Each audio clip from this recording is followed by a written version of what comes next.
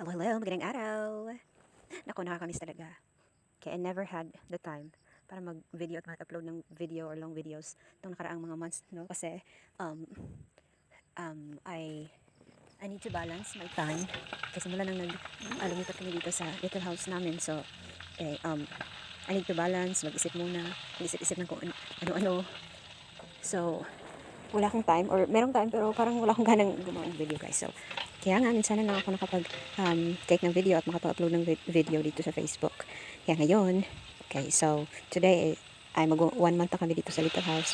So, I need to upload a video guys. At napag-isipan ko mag-upload ng video guys at magluto muna ng gulay guys.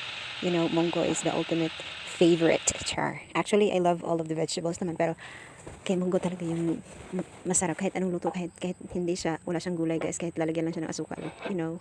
Simula nang lumipat kami dito sa little house, palagi na lang ako nag-uulam ng mga dilata guys.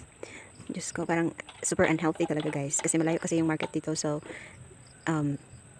ayun, mga dilata yung mga napagtripan natin guys. Nagigain na nga ako ng weight, charot. Nagigain ng weight. Oo nga, tumaba na nga ako sa kain ng dilata guys. Kaya ayan, ito yung munggo natin. That's it guys. Kaya yun lamang, enjoy the video. Thank you so much for watching. Have a nice day. Goodbye!